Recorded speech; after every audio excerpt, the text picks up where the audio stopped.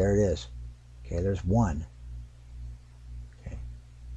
They're everywhere, guys. So as we continue, we still have these same abrasive patterns with the system. Okay, as we have this large moon, and we have the moon in front of this large moon. Okay, and this happens quite often. Okay, I can show you this in another video very briefly at the end. Okay. But I do believe that this is an area of great disturbance within the cloud. And again, it brings us back to cutting the cake. That is a pretty big slice, and we can see the atmospheric tonal blue look to it. Okay, as we continue to further ourselves through the video, and we can also see as depth of perception kicks in, we have the objects coming out of the background, dark color again here, and they grow in size as they move forward, okay, towards, of course, the camera. Okay, now as they do so, you can see how the arm interacts with the objects, and how these objects creating this debris are interacting, and as well as the very light oxidal color is interacting with the dark. We can see it by this claw shape here, all right, with multiple protrusions here as well. It's very minutely small with the objects encountering that. As we continue, remember the depth of perception. Okay, and remember the objects can be of different coloration. Okay, I mean, there's one here, dark moons. Okay, and you can see the very sharp arm of debris. Okay, a moon here has left this debris. It's climbed over this moon, just like these did. They went over the side of this moon, as these ones on that side went over the side of this moon. But yet the objects that went over the side create the same pattern, and it leaves us into this area. Look at this beautiful, beautiful working of the system cloud oxide as the objects are pushing themselves, creating that very beautiful cotton look. But as we center into this, we can see the very dynamic, perfect, and again I say picture frame because it's perfect squares, perfect turns, perfect edges. Okay, so as we continue closer to where we are headed here, I want to pause here because I want to show you these moons that sit up above this flat area. You see the very beautiful lining effect here. Okay. Now, anybody that is not familiar with this system would probably say that that resembles a boat, okay, or a pyramid. Okay, I see the boat perfectly square outside, and it's squared inside a bit and squared here, almost like a pyramid. And it definitely has the objects. Okay, and of course this could not be any more beautiful. And I like to think of this as 10 of us sitting on inner tubes at the very top of a hill that's full of snow, fresh packed snow, and we are wanting to make it down here, and it's going to be a race, and all 10 of us are going to start at the same time. So as we start, here's our trails. Okay, we see them again. As we're making ourselves down, we still see our trails.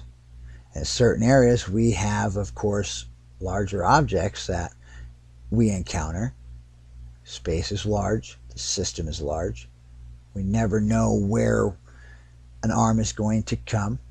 Okay, but as we come down, we can see the objects.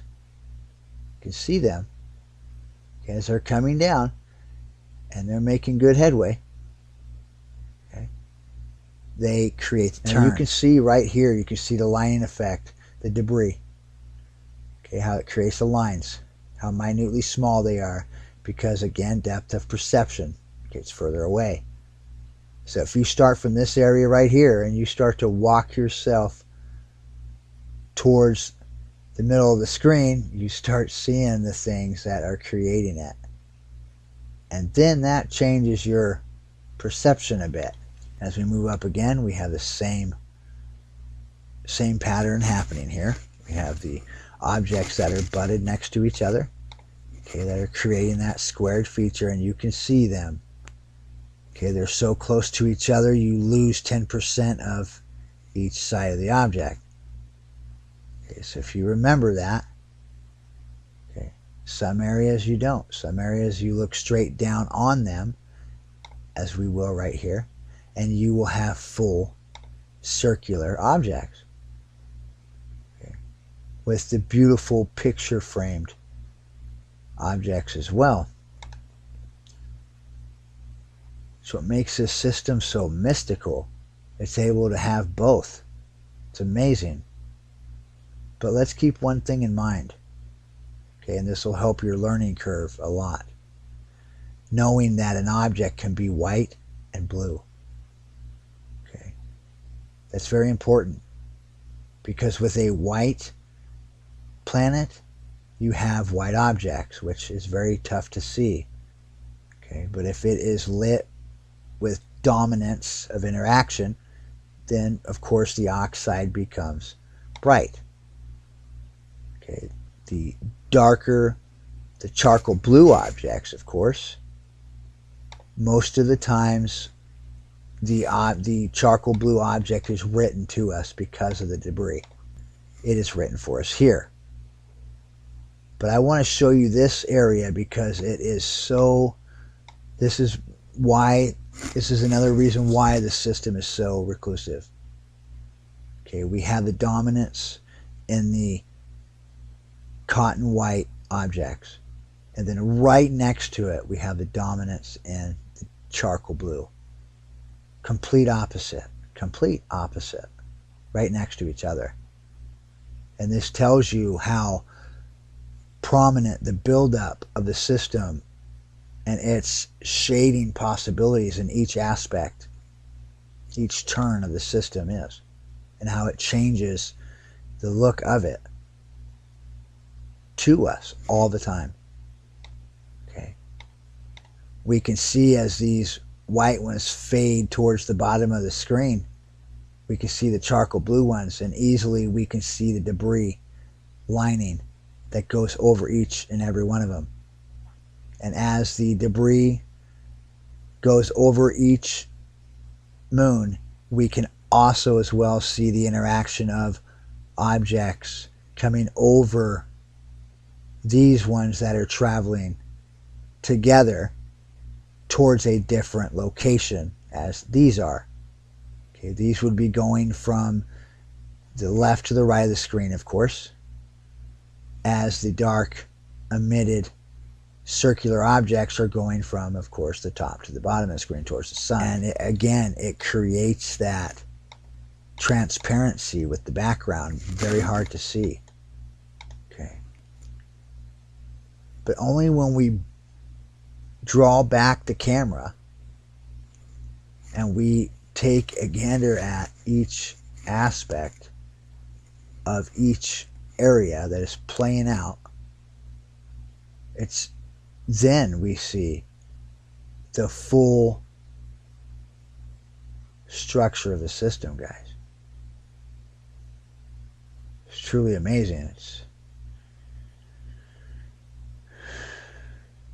just have to take a breath. It's amazing.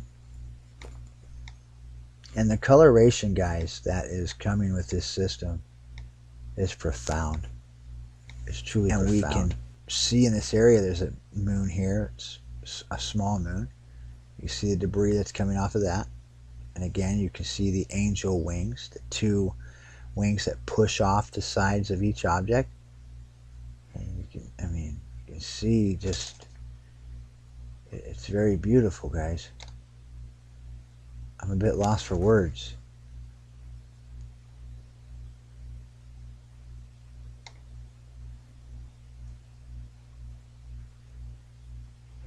We have an object here that's white. Okay. We have a very structured, picture-perfect square here on the very top of this object. We can have objects that are climbing this side of it. We can see this is a planetary object clearly with debris. Okay, and this is a moon with its hand of debris. It's starting to slingshot over this dark object. So are these. You see the misty wave effect it has. Okay, from the brightly lit oxide. Okay, and as they interact, of course, there's another dark object. It's going to be a complete interaction.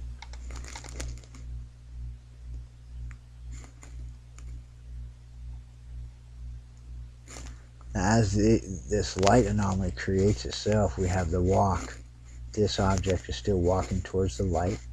We have the very bright objects. We can see them here. Okay, they're walking from the right to the left. You can see them here as well. Okay, you can see them right here. Very dominant right here. How they darken themselves out. See, the light is pushing, and it's darkening out the planets. You can see them pushing themselves out as it moves. This wave moves. Okay. It's a very dominant structure, and I still believe that this is Nibiru. Very prominent. You can see this orange planet coming out right here. Okay, pushing itself out. Okay.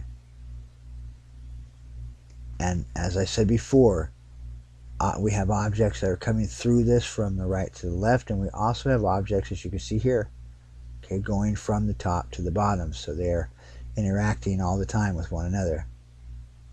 Okay.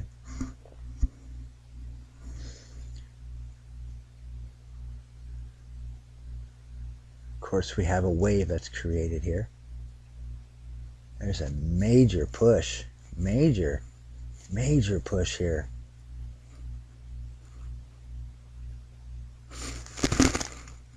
Just look at the dominance and lighting. I mean, it's amazing.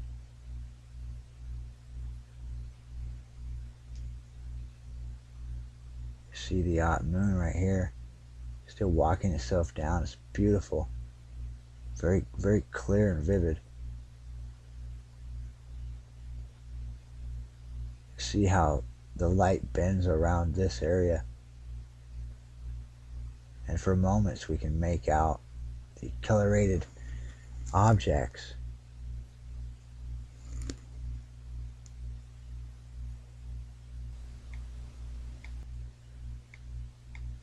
And again, I believe this is Nibiru. It's much larger than it was a month ago. Much larger. If you remember,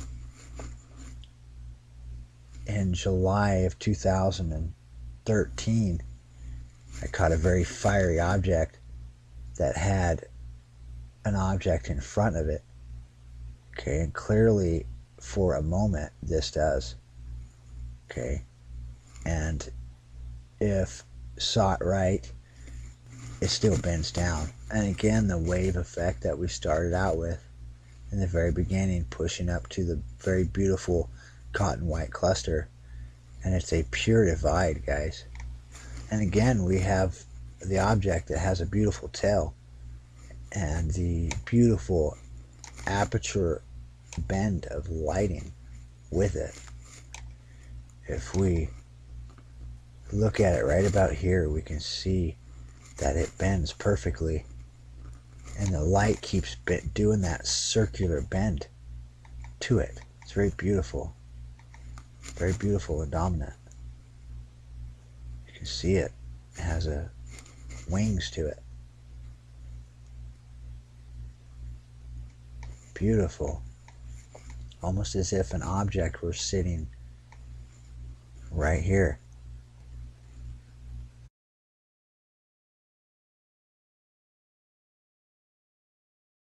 There it is. Okay, there's one. Okay. They're everywhere, guys. So as we continue, we still have the same abrasive. Okay. But I do believe that this is an area of great disturbance within the cloud. And again, it brings us back to cutting the cake. That is a pretty big slice, and we can see they grow in size as they move forward, okay, towards, of course, the camera. Okay, now as they do so, you can see how the arm interacts with the objects and how these objects creating this debris are interacting, and as well patterns with the system. Okay, as we have this large moon and we have the moon in front of this large moon. Okay, and this happens quite often. Okay, I can show you this in another video very briefly at the end. The atmospheric tonal blue look to it. Okay, as we continue to further ourselves through the video, and we can also see as depth of perception kicks in, we have the objects coming out of the background, dark color again here.